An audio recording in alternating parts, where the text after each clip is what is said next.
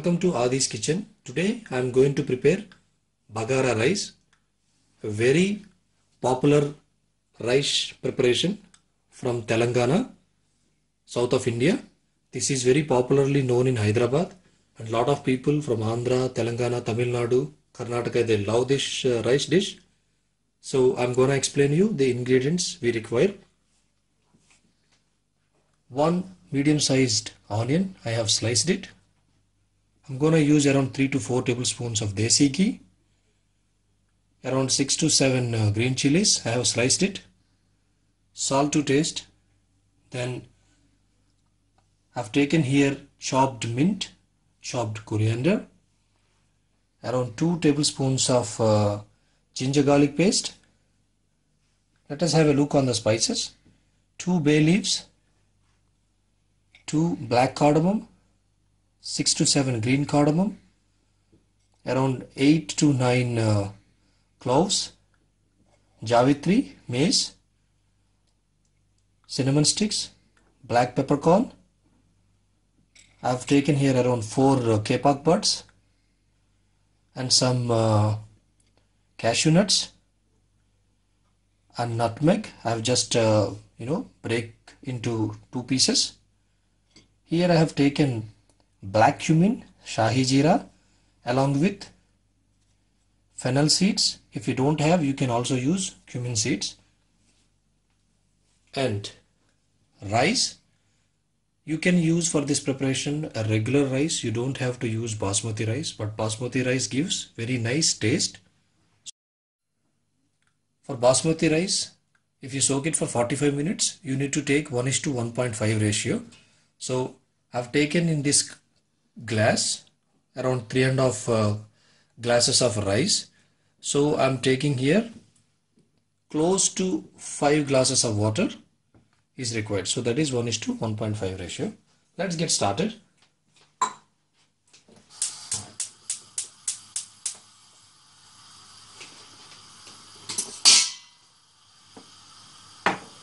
I'm going to melt this ghee.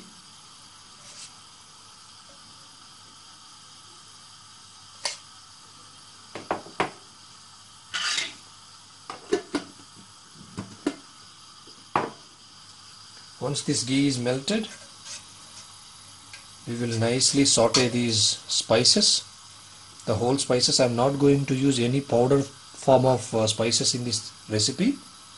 This is very milder kind of a pulao. We should not call this as a pulao, because pulao usually goes with any sort of meat or vegetables. So I'm not using any vegetables or any meats.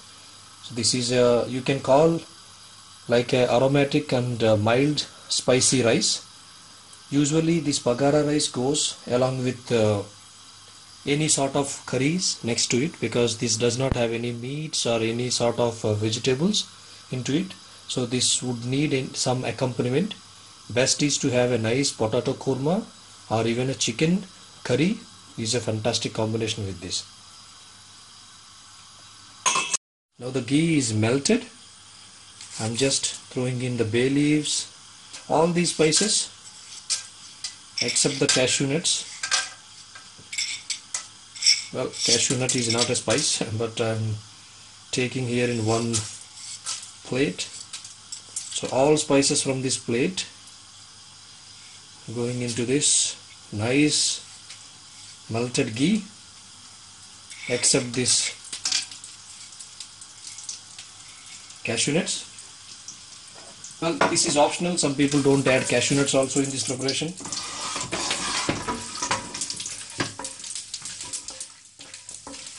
Just saute this for like 30 seconds.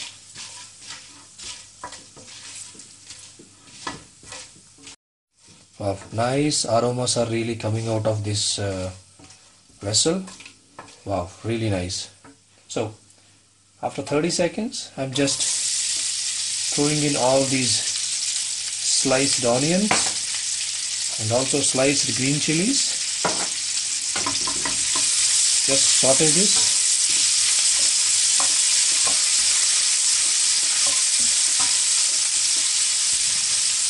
and I'm adding half a tablespoon of salt. We can adjust salt a little bit later.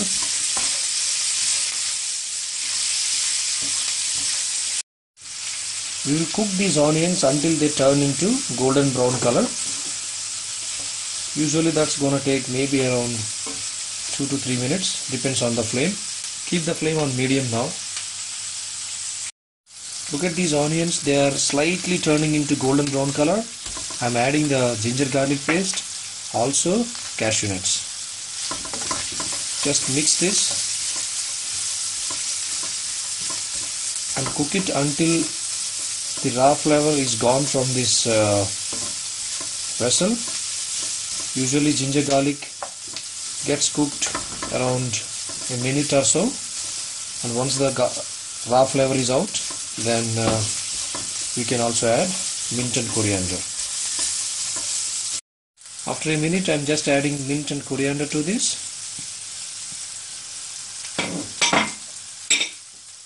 Reduce the flame to low.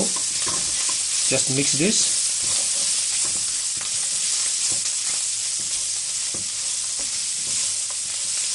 Now I'm going to add water to this and bring it to a boil. Just add the water. I've already explained you the ratio. For 1 cup of rice, 1.5 cups of water. Just bring this to a boil. You can also cover it with a lid. Now the water is coming to boil, so I'm just going to check the salt first, then I can adjust salt accordingly.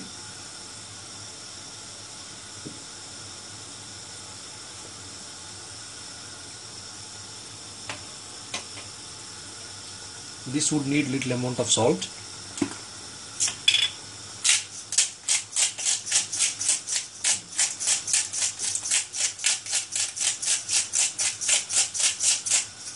This is approximately close to half a tablespoon of salt, and mix it. At this stage, if you don't add salt, you cannot mix the salt once you add the rice, because if you try to mix it, the rice will break. So better add the salt, taste the salt at this stage. So the water is now coming to the boil. So I'm just adding the rice to this. As I have added the rice, the nice aromas of basmati rice are really coming out. Just mix this.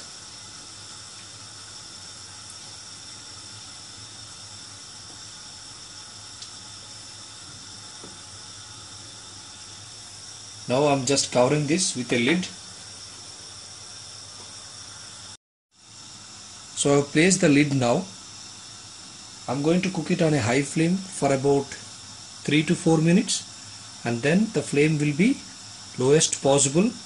Cook it for about 8 more minutes on low flame. Bagara rice will be ready.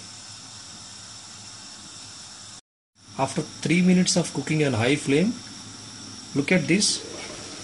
The water is almost evaporated.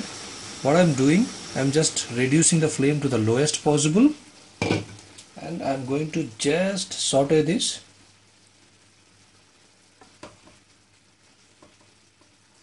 To make sure the rice is nicely cooked. Not too much, just a little bit. And cover this. Cook it for 8 more minutes on slow flame and rest it for about 10 minutes. It will be fantastic Bagara rice. After 8 minutes of slow cooking, I am switching off the stove. Let it rest for 10 minutes, and then the Bagara rice tastes really great. After 10 minutes of resting, I am just opening the lid. Look at this. Look at the beautiful rice. This has been perfectly cooked and the rice is nicely separated. They are not sticking to each other. this is how you have to cook. And when you soak 45 minutes and when you cook with this ratio of water and rice, I'm sure you can make this nice and wonderful Bagara rice. Let me also taste this. Wow, these aromas are really great. I'm really liking it. Perfect. It really tastes very nice. A great rice dish. Enjoy this dish. Make it at your home. Enjoy with your friends and families. Thanks for watching this recipe. For getting these kind of recipes, please subscribe my channel.